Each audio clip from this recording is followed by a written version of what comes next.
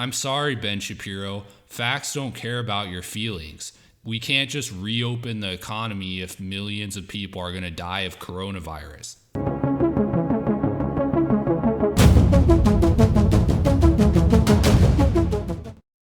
Hello everyone, it's been a while.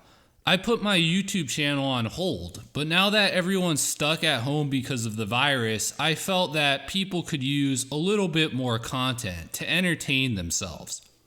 Now in this video, I'm going to focus on 3 entirely separate topics. First of all, I'm going to give you my commentary on the recent total sperging out that's been going on with Ben Shapiro's YouTube channel. Secondly, I'm going to talk about some news stories I've read regarding what's going on in Skid Row in Los Angeles right now. And since so many people are stuck at home with nothing better to do than watch movies, I'm going to give you a movie review of Rian Johnson's Knives Out. Now let's start with Ben Shapiro.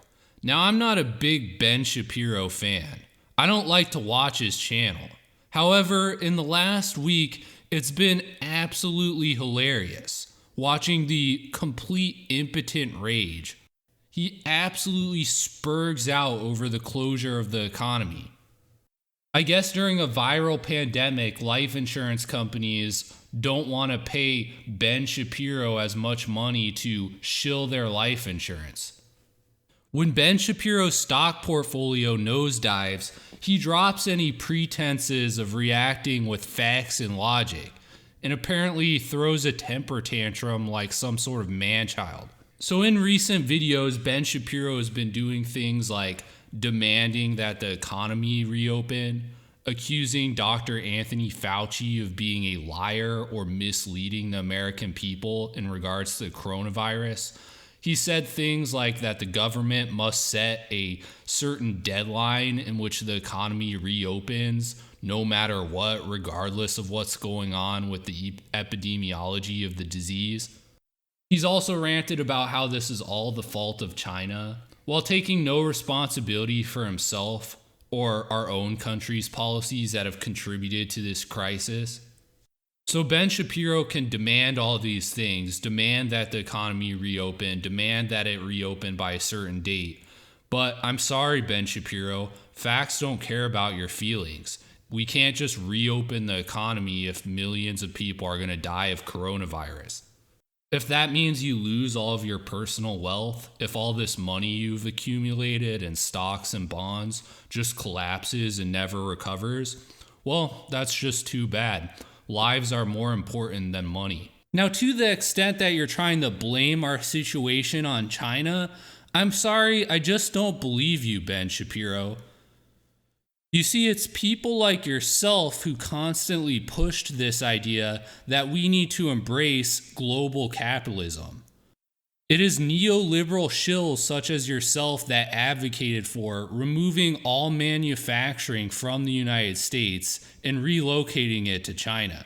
The American working class never voted to send all of our manufacturing into a communist dictatorship. It was people like you that trusted China, that made decisions like that wanted to connect the United States to the entire world. So if that one country was inflicted with some sort of virus, it would quickly travel across the entire world. Who's more to blame for the situation that we're in, China or the United States? Well, I think that China definitely did some things wrong. They're a communist dictatorship. They're also the place where the virus originated at, so they had the least amount of notice. But right now, the country with the most people that's been infected with coronavirus is not China. It's the United States. Now, I know that China is dishonest and may be misreporting the number of people who've been infected there. While that may be true, China recently reopened the Wuhan province to the rest of the country. It's hard for me to believe that the Chinese government would have done that if it had not contained the coronavirus there. Now, here's a couple things to point out about China. It has the highest population in the world. It's much more densely populated than the United States. It also had the least amount of notice about this virus, since it was the first country to have a major infection. So given its huge population density, and the fact that it had absolutely zero notice, how was it better able to contain the coronavirus than the United States, the world's wealthiest country? It's not China's fault we're in this situation. It's the fault of people like Ben Shapiro, of the neoliberals. They're the ones that supported constant tax breaks to global corporations while failing to put aside the necessary taxes to stockpile goods needed during a pandemic. They're the ones who waited until the United States had the most cases of coronavirus in the world before shutting down the economy in sheer desperation. Now, to the extent that Ben Shapiro argues that he was on top of this whole thing, and that this is really the fault of the government, that they failed to stockpile enough supplies. Well, I think we would all agree that Ben Shapiro is a pretty influential voice. Millions of people have watched his videos and read his terrible books. Let me ask you this. How many times has Ben Shapiro advocated for more immigration to the United States versus the number of times that Ben Shapiro has called for more stockpiling of pandemic supplies, more emergency preparedness? Because I've never seen him talk about either of those things, but he seems to constantly be demanding that we accept more and more immigrants. The fact that Ben Shapiro describes himself as a conservative while also taking the position that it's wrong to be proud of your country tells you everything you need to know about Ben Shapiro. He's the worst type of conservative, the type who believes that conservative politics means maximizing his stock price and putting as much money as possible into his own wallet, while simultaneously having as few responsibilities to the other people around you as possible. Ben Shapiro thinks that it's wrong to be proud of your country because he wouldn't hesitate for even a second to sell out the United States if he made a buck off of it. Now, the United States is about to get absolutely walloped by this. Decades and decades of irresponsible behavior generated by America's culture of liberal narcissism is about to have a reckoning. Remember, United States is the world leader when it comes to obesity and diabetes. Right now, a huge portion of the population has no health insurance and is unemployed. Through harsh lessons, most Americans have learned to be extremely cynical about hospitals. If you have to go to the hospital, especially if you don't have health insurance, you're going to get hosed financially. Because of changes made to the bankruptcy laws by neoliberals such as Joe Biden, it's increasingly difficult and frustrating for people to file bankruptcy for consumer and medical debt. America leads the world in drug addiction and is still in the midst of an opioid crisis. Right now, the use of fentanyl is surging in the United States. Fentanyl is a drug made by the Chinese government, shipped over to Mexico, where drug cartels smuggle it into the United States across the US-Mexican border. It's much more potent and dangerous than heroin, and millions of Americans are using this drug every day. The United States now has the most cases of coronavirus in the entire world. Given how the American population is so unhealthy and so skeptical towards the medical system in this country, I believe that we're going to be absolutely devastated by this virus. So this leads me to the next sort of news topic that I wanted to talk about. We'll leave Ben Shapiro behind for now, and I wanted to talk about what's going on with California. California's state and local governments are notoriously awful. They're among the most incompetent and wasteful governments in the entire country. However, surprisingly, California has one of the best stockpiles of medical equipment necessary to deal with a pandemic. They're much better prepared than, for example, New York was.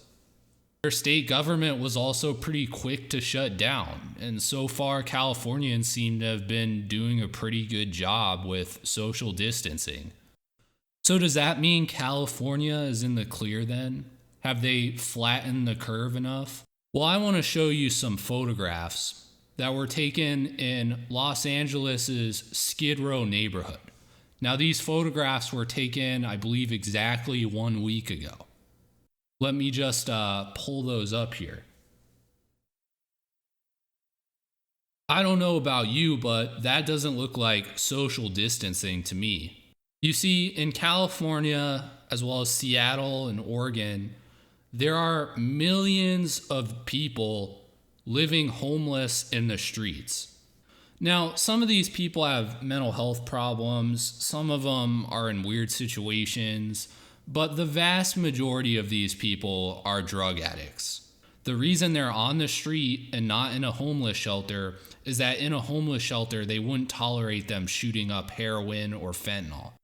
Now, how California and Washington have treated this issue is that this is a public health problem, that the government just needs to leave these people alone, give them clean syringes and free food, and then pretty much ignore the problem.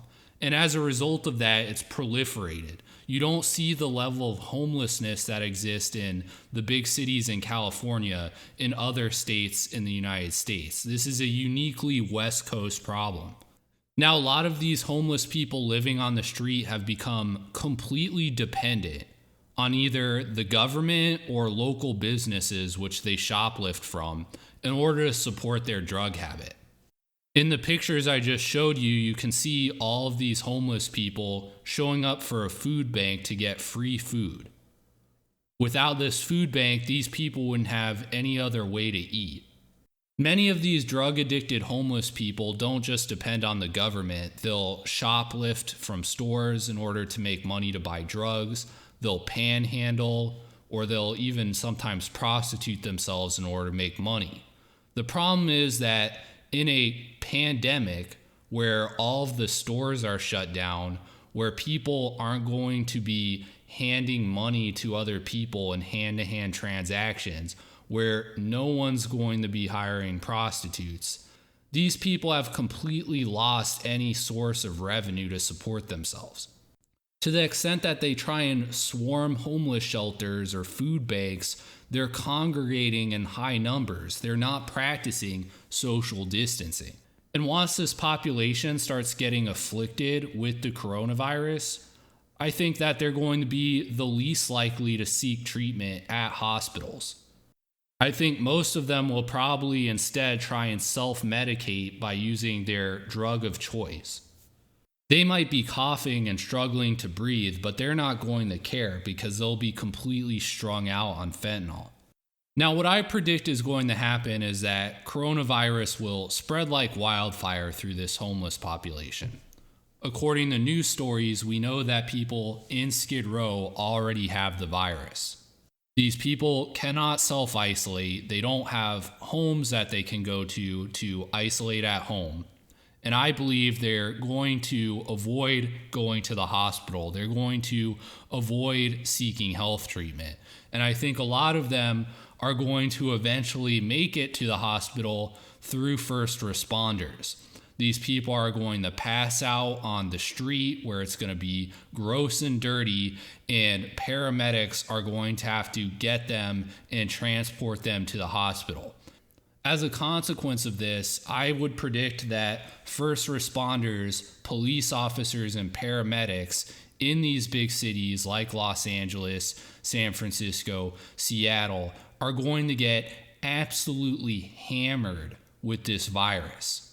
Now, if I'm right, and let's say in Los Angeles that the police and fire department, the first responders, they get taken out of commission by this, and you have all these homeless people who no longer have sources of income they can use to buy drugs, who are increasingly desperate, well, you can imagine what sort of scenarios this might lead to.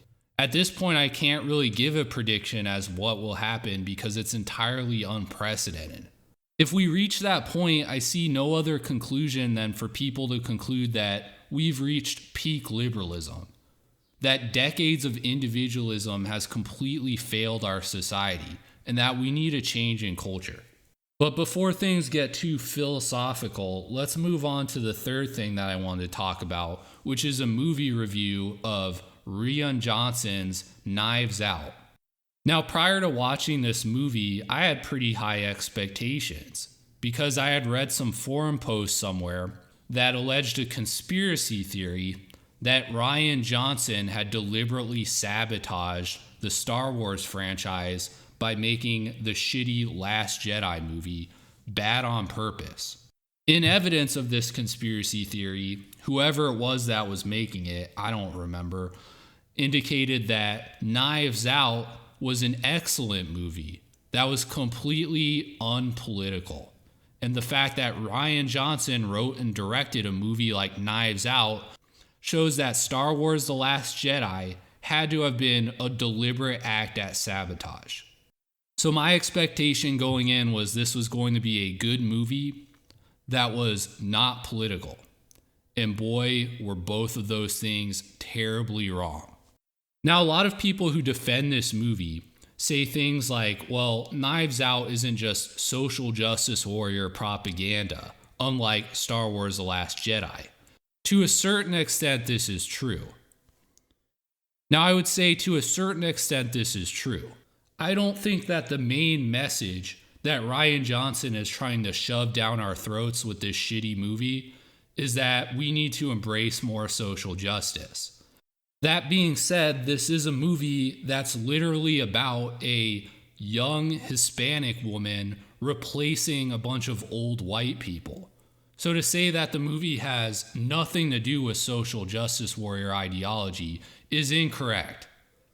That being said, social justice plays second fiddle to the real political message that this movie is trying to ram down everyone's throat, which is Ayn Rand style objectivism. This is the type of movie that someone like Ben Shapiro, I would expect, would absolutely love. This movie is about a literal patriarchy. The victim in this whodunit mystery movie is the leader of that patriarchy, a man named Harlan Thrombey. Harlan Thrombey is someone who's successful because he is brilliant and talented. He writes the best mystery novels. It has nothing to do with luck. It has nothing to do with any family members who may have helped him. Everything that he's earned is due to his own individual merit. Meanwhile, his family members, specifically his children, are all a bunch of mooches. They borrow money from him, in one cases steal money from him, or they work for his company in non-creative business type roles. The main argument of the movie appears to be that family relationships and obligations are just a drag on people who are talented and successful individuals.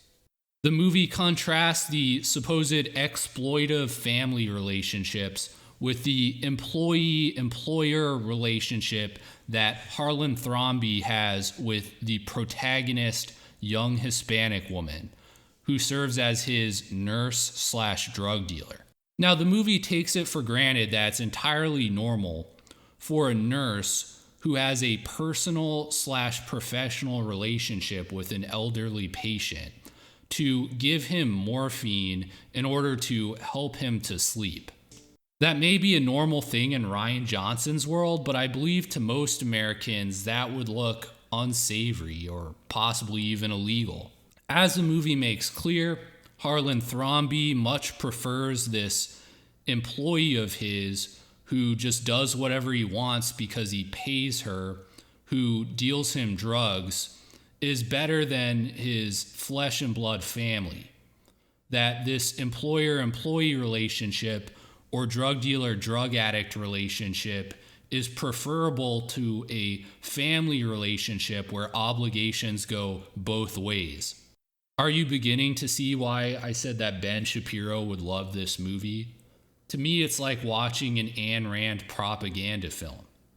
Now, it's not just a terrible political message that makes this movie so awful. It's also just a terrible movie in general. First of all, this movie has the dumbest plot device I've seen in any type of movie like this. The main character, Marta, has a medical condition where she cannot lie without vomiting. First of all, I've never seen this plot device used in any other movie or TV show, and I've watched a lot of movies. I've also never heard of any such medical condition.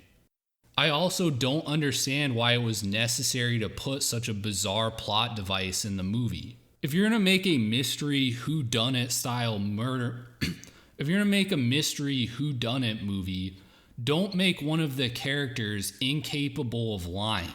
Because when you do that, there's not much mystery at all. And that's exactly how this movie plays out. They basically tell you what happened, and then through a series of bizarre events, you find out that something different is what actually happened. But there is no mystery in this movie whatsoever. It would have been a far better movie if this character hadn't had this medical condition, if she was able to lie, and therefore throughout the entire movie, we're thinking in the back of our minds, I don't know, maybe she did kill him. Maybe this was a plot to steal the inheritance. At least having the prospect of that being a possibility would make it more mysterious and more dramatic. But no, Rian Johnson doesn't want mystery in his mystery movie. It also makes no sense that even though she has this medical condition where she vomits if she tells a lie, throughout the entire movie, she's constantly engaged in dishonest activity. How is it that telling a lie causes her to vomit while telling a truth in an incredibly misleading way in order to deceive someone does not create the same effect? It doesn't make any sense. But this movie is full of things that make absolutely no sense. Let's start with the relationship between Harlan Thrombey and his children, specifically Jamie Lee Curtis's character. Of all of Harlan Thrombey's children, Jamie Lee Curtis's character seems to be the most sympathetic. Using loans provided to her by her father, Harlan Thrombey, she managed to form her own company that was successful on its own right. In the movie, she's portrayed as having the closest relationship with her father among the children. And in fact, they communicate in coded messages, which seems to be playing off some sort of theme that he possibly used in one of his mystery novels. The main issue between Harlan Thrombey and his daughter is actually with her husband, who's carrying on a secret affair, which he refuses to reveal to his wife. This set of circumstances might be interesting in a mystery movie. It might lead you to suspect that, for example, Jamie Lee Curtis's husband may have secretly killed Harlan Thrombey because he was going to reveal that he was engaged in an affair. But of course, the movie doesn't let us speculate about that because Marta has her medical condition where she must tell the truth about everything. But anyways, Harlan Thrombey ends up writing all of his children out of the will. He gives his entire estate to Marta, and it makes no sense because what was the issue with the Jamie Lee Curtis character? He wrote her out of the will because her husband was secretly cheating on her? That doesn't make any sense at all. The other thing that doesn't make any sense is why does Daniel Craig's character, the private investigator, always treat Marta as some sort of saint? I mean, there's a point in the movie where Marta is leading police on a high-speed chase with Captain America in the car with her. When the police finally pull over the car, Daniel Craig's character just automatically believes that Marta was fleeing from police under duress from Captain America. This is despite the fact that there's no evidence of this, and that's actually not what happened in the movie. Daniel Craig's character also never entertains the possibility that Marta could be responsible for the death of Harlan Thrombey. This is despite the fact that Marta is dishonest with him about a number of different issues at the beginning of the movie. This is despite the fact that Marta is very likely the person who killed Harlan Thrombey, to the point where she's even convinced herself that she's the one who killed him throughout most of the movie, and the only reason it turns out that she wasn't the one who killed him was because of some bizarre plot twist that no one would foresee coming, except apparently Daniel Craig's character, who just happens to be psychic or something. In my view, Daniel Craig's character is nothing but a social justice warrior insert Gary Stu type character. He never makes mistakes or believes that Marta may be responsible for Harlan Thrombey's death just because he's the type of character that never makes any mistakes and is always right. My overall opinion of this movie is that it's trash. It's not a good movie, and what it's trying to do is force feed you a neoliberal propaganda type message with absolutely no subtlety whatsoever. If you want to watch a much better movie that deals with themes like the corrupting influence of wealth or the parasitic relationship between the ruling class and working class, then I would recommend you watch the South Korean movie Parasite that won the Academy Award most recently for Best Picture. As a foreign language movie that won Best Picture at the Oscars, you might be inclined to believe that the movie is really pretentious, and it's not at all. I would say it's actually even less pretentious than Knives Out. Also, unlike Knives Out, it doesn't serve as some sort of piece of propaganda. It's not trying to spoon feed you its political beliefs. It just presents you a story where these themes are present and leaves you to think about them after the movie was done. Knives Out is the complete opposite. It just tells you what you're supposed to believe, and that's why I dislike this movie. Anyways, that's all I have to say. If you liked this sort of more informal video format, then please let me know. If well received, I might restart this YouTube channel and release more regular content like this. Given what's going on right now, I have a lot more free time, so I could release a lot more videos. But depending on whether people watch it or like it, I'll decide what to do. So if you did like it, please respond or subscribe to my YouTube channel. Thank you.